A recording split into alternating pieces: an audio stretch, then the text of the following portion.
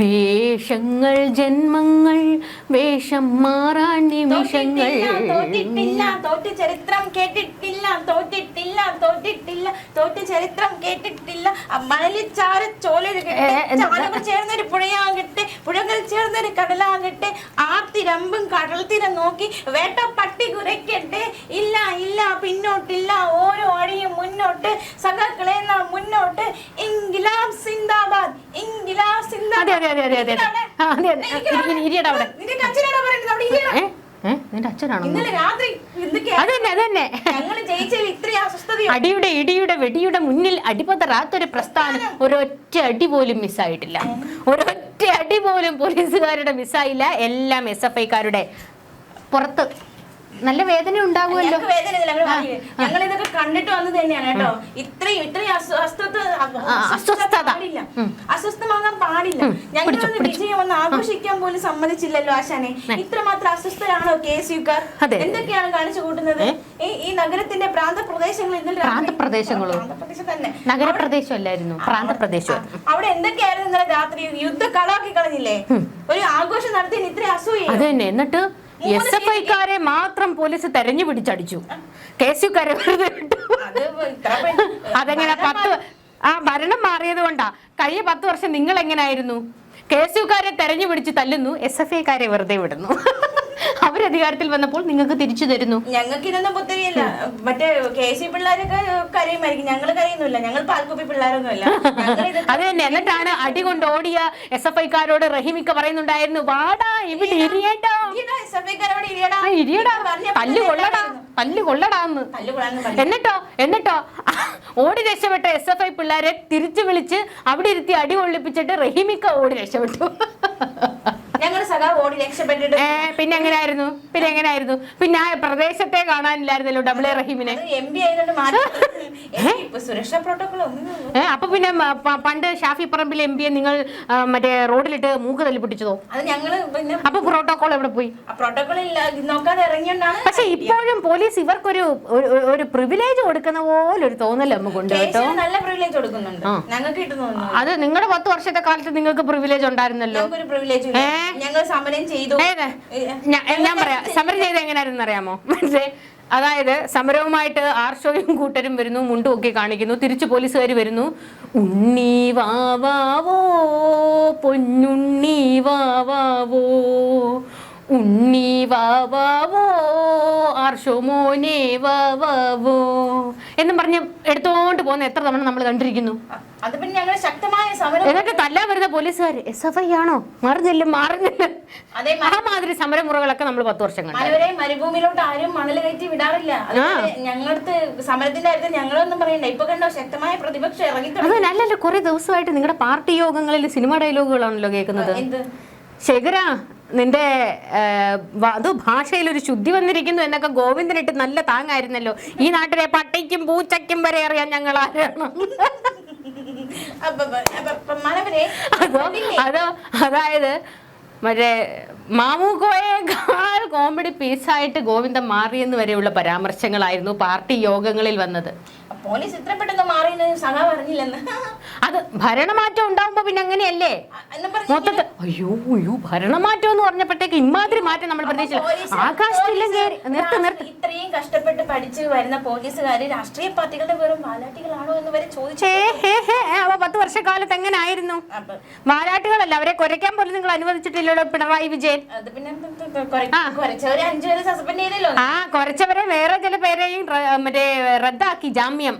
ആകാശത്തില്ലെങ്കിൽ വീണ്ടും ആകാശേട്ടൻ വീണ്ടും അകത്തേക്ക്. ഷുഹൈബ് വധക്കേസ് പിന്നെ ഷുഹൈബ് വധക്കേസിൽ നമ്മൾ കണ്ടതായിരുന്നല്ലോ ഈ 10 വർഷം. ഷുഹൈബ് വധക്കേസിൽ പ്രതികളെ രക്ഷിക്കുന്നതിന് വേണ്ടി സുപ്രീം കോടതി വരെ പോയ ആൾക്കാരാണ് ഇവിടുത്തെ അന്നത്തെ ഭരണകൂടം ഖജനാവിന്ന് കാശെടുത്ത് മുടക്കി ക്രിമിനലുകളെ, പക്കാ ക്രിമിനലുകളെ സംരക്ഷിക്കാൻ. അച്ഛൻ ഈ ആകാശത്തിലങ്കേരിയുടെ കേസ് എടുത്തു വെച്ചിട്ടുണ്ടല്ലോ, വീട്ടാതെ പോകില്ലടാ, ഒരു കണക്ക് വീട്ടാതെ പോകില്ല എന്ന് പറയുന്ന ആരെന്നറിയാമോ? മങ്ങാണ്ടിയില്ലേ? രാഹുൽ മങ്ങാട്ടില്ല. അല്ലല്ലേ, എനിക്കതാണ് അറിയാൻ പാടില്ലാത്തത്.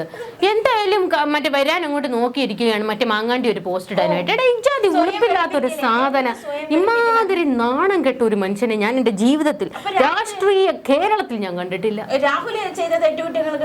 അതാണോ ഞാൻ പറയുന്നത്? രാഹുൽ മാങ്ങാണ്ടിയുടെ കാര്യമായി പറയുന്നത്. ഇമാതിരി ഉളുപ്പില്ലാത്തൊരു മനുഷ്യനുണ്ടോ?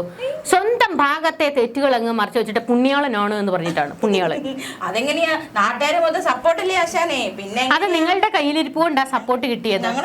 എന്തിനാ ആ സാധനത്തിനെ വളഞ്ഞിട്ട് ആക്രമിക്കാൻ പോയത്? നിങ്ങൾ തന്നെയാണ് മൈലേജ് കൂട്ടി കൊടുത്തത്. മനസ്സിലായില്ലേ? ഇടനത്തിന് മൈലേജോ, ഗർഭം കഴിക്കലിന് മൈലേജോ നിങ്ങൾ ഉണ്ടാക്കി കൊടുത്തു. നിങ്ങൾ ഉണ്ടാക്കി കൊടുത്തു. വന്നേക്കുന്നു വീട്ടാതെ പോകില്ല ആകാശത്തില്ലെങ്കിൽ പിന്നെ പുണ്യാളനെ കൊണ്ട് കുഴപ്പമില്ല. ഞാൻ പറഞ്ഞോ, അതിനെ വിമർശിക്കാൻ മിനിമം ഒരു യോഗ്യതയെങ്കിലും. അത് ശരി, അത് ശരി, അത് ശരി, അത് ശരി. അതേ ഞാൻ പറഞ്ഞോളൂ, അത്രേ ഞാൻ പറഞ്ഞു. അത് ശരി, അത് ശരി. വിമർശിക്കാൻ മറ്റേ മിയാ ഖലീഫേനെ സണ്ണി ലിയോണി മറ്റേ ഉപദേശിക്കുന്ന പോലെ ആയി പോയത്. വീട്ടാതെ പോകില്ല. അപ്പൊ ഈ കുഞ്ഞുങ്ങളുടെ ഒക്കെ കരച്ചില് ജനിക്കാതെ പോയി കുഞ്ഞുങ്ങളുടെ കടവൊക്കെ ആര് വീട്ടും? ചോദിക്കാശാനെ ചോദിക്കേ. കൂട്ടത്തിലുള്ള കോഴികൾ, കൂട്ടത്തിലുള്ള കോഴികൾ അതൊന്നും കുട്ടികളെ നശിപ്പിച്ചിട്ടില്ല. അതിനുള്ള കഴിവില്ലായിരുന്നെന്ന്. ഞങ്ങൾ കലാലയം പിടിച്ചെടുത്തിരിക്കുകയാണ്. വീണ്ടും ഞങ്ങൾ കലാലയം നിലനിർത്തിയിരിക്കുകയാണ്. വലിയ രീതിയിൽ വിജയിച്ച് സ്വപ്നതുല്യമായ നേട്ടമാണ് ഞങ്ങൾ യൂണിവേഴ്സിറ്റിയിൽ നേടിയിരിക്കുന്നത്. അതെ, 35 സീറ്റിലേക്ക് ഒതുങ്ങിയതിന്റെ ക്ഷീണം ഇപ്പോഴൊന്ന് മാറി വരുന്നത് അല്ലേ? കേരള സർവകലാശാല വിദ്യാർത്ഥി നല്ല അടി കിട്ടുമെന്നാ കേൾക്കുന്നത്. യൂണിവേഴ്സിറ്റികളിൽ ഗുണ്ടായുസത്തിന് ചെന്നാൽ ഇടിമുറികളുമായിട്ടൊക്കെ ചെന്ന് കഴിഞ്ഞാൽ നല്ല ഇടി കിട്ടുമെന്ന്. കാര്യം എന്താണെന്നറിയാമോ? രമേശ് ചെന്നിത്തലയാണ് ആഭ്യന്തരമന്ത്രി. കുറച്ച് പേടിക്കണം. കണ്ടാൽ സൗമ്യനായിട്ടൊക്കെ തോന്നും രമേശ് ചെന്നിത്തല, പക്ഷെ ആളത്ര സൗമ്യനല്ല. അതായത് പിണറായി ഭരിച്ചിരുന്ന കാലത്ത് പി ശശി ആഭ്യന്തരം നോക്കിയതുപോലെയല്ല. പുള്ളിയുടെ വകുപ്പ് പുള്ളി തന്നെയാ നോക്കുന്നത്, വേറെ ആരെയും. അതെ അതെ, പിണറായി ആഭ്യന്തരം നോക്കിയ ഗുണം കൊണ്ടാണ് ഇപ്പൊ ആഭ്യന്തര വകുപ്പിൽ നിന്ന് ഒരു വലിയ പൊളിച്ചെഴുത്ത് നടക്കുന്നത്.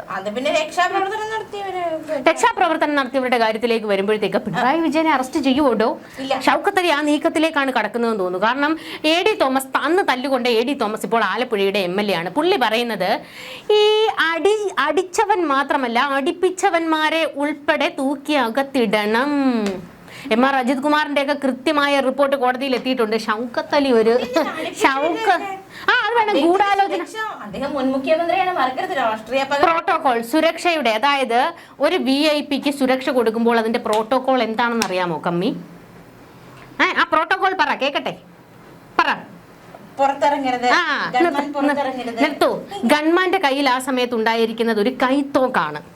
പക്ഷെ ആ സമയത്ത് ഗൺമാന്റെ കയ്യിൽ എന്തായിരുന്നു ഉണ്ടായിരുന്നത്? വടിയെന്ന് വെച്ച് കഴിഞ്ഞാൽ സാധാരണ പോലീസുകാരുടെ കയ്യിലിരിക്കുന്ന ലാത്തി അല്ല, അതിനേക്കാൾ നീളമുള്ള ലാത്തി. ഷൗക്കത്ത് അലിയുടെ റിപ്പോർട്ടിൽ തന്നെ പറഞ്ഞിരിക്കുന്നത് അത്തരം ആയുധങ്ങൾ പോലീസിന് ഇല്ല. അപ്പൊ അതെവിടെ നിന്ന് കിട്ടി? ആ ആയുധം എങ്ങനെ വന്നു? അന്ന് ആഭ്യന്തര ആരുടെ കയ്യിലായിരുന്നു? പോട്ടെ. അതായത് നിങ്ങളുടെ VIP അന്നത്തെ മുഖ്യമന്ത്രി പിണറായി വിജയനാണെന്നല്ലോ Z+ കാറ്റഗറി സുരക്ഷ. അപ്പോൾ അങ്ങനെ പോകുമ്പോൾ മുൻപിൽ ഒരു സെക്യൂരിറ്റി വാഹനം ഉണ്ടായിരിക്കണം, നടുക്ക് നിങ്ങളുടെ VIP, വീണ്ടും ബാക്കിൽ ഗൺമാന്മാരുടെ വാഹനം. അങ്ങനെയാണ് പോകേണ്ടത്. അഥവാ എന്തെങ്കിലും പ്രതിസന്ധി ഉണ്ടായാൽ പോലും അദ്ദേഹത്തെ സുരക്ഷിതമാക്കേണ്ട ഉത്തരവാദിത്വം നിങ്ങൾക്കുണ്ട്, ശരിയാണ്. പക്ഷെ അദ്ദേഹം ബസ്സിൽ നിന്ന് പുറത്തിറങ്ങിയിട്ടില്ല. അദ്ദേഹത്തിന്റെ വാഹനം നിർത്തുകയാണെങ്കിൽ മാത്രമേ പുറകിൽ നിന്ന് വരുന്ന ഗൺമാന്റെ വാഹനം അല്ലെങ്കിൽ സുരക്ഷാ ഉദ്യോഗസ്ഥന്റെ വാഹനം നിർത്തേണ്ടതുള്ളൂ. പക്ഷേ നിങ്ങളുടെ VIP ആയിരുന്ന മുഖ്യമന്ത്രിയുടെ വാഹനം അന്ന് നിർത്തിയിരുന്നില്ല, കടന്നു പോകുകയായിരുന്നു. അപ്പോൾ ഗൺമാന്മാർക്ക് കടന്നങ്ങ് പോരായിരുന്നു.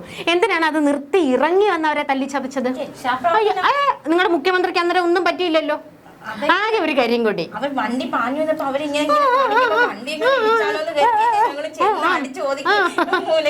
അതെ, വേറൊരു കാര്യം, അതായത് ഗൺമാന്മാരുടെ ഉത്തരവാദിത്വം VIP-യുടെ സുരക്ഷ മാത്രമാണ്, അല്ലാതെ പ്രതിഷേധവുമായി വരുന്നവരെ കൈകാര്യം ചെയ്യുക എന്നുള്ളതല്ല. പിന്നീട് സുരക്ഷ ഒരുക്കേണ്ടത് അവിടുത്തെ ലോക്കൽ പോലീസാണ്. ഗൺമാന്മാർക്ക് അതിൽ എന്താണ് റോള്? അതെ, വെള്ളം വല്ലാതെ കുടിക്കുന്നുണ്ട് പാർട്ടി യോഗങ്ങളിലൊക്കെ. ഇറക്കി വിട ഏതവനാട ഗോവിന്ദൻ ആരാടാ ഈ പിണറായി എന്നാണ് പാർട്ടി യോഗങ്ങളിൽ അണികൾ ചോദിച്ചു കൊണ്ടിരിക്കുന്നത്.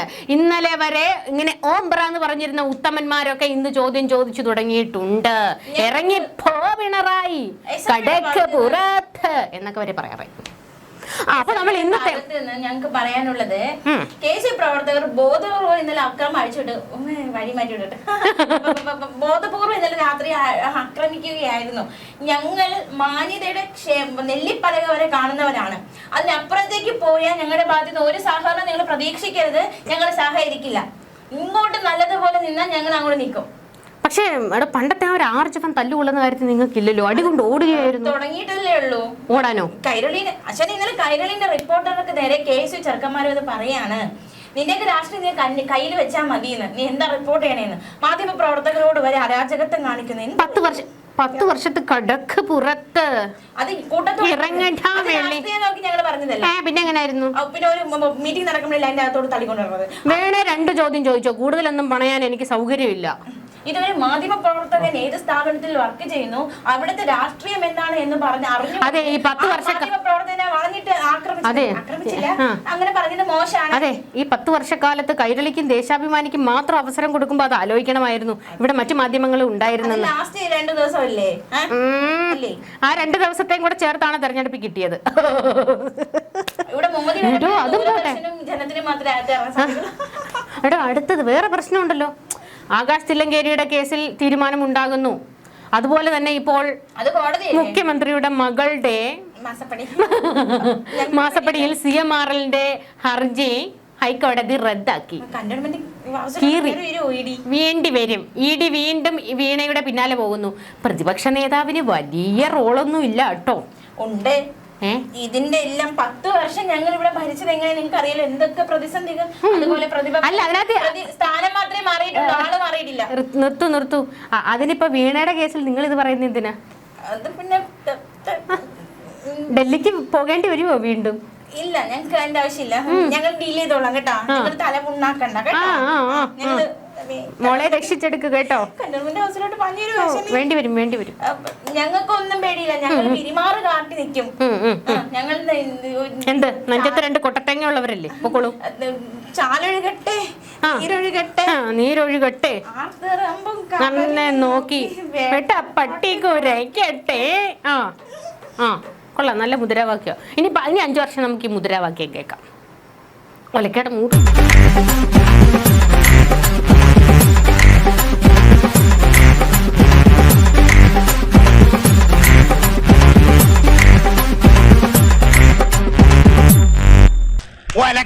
ഒലക്കര മൂട്.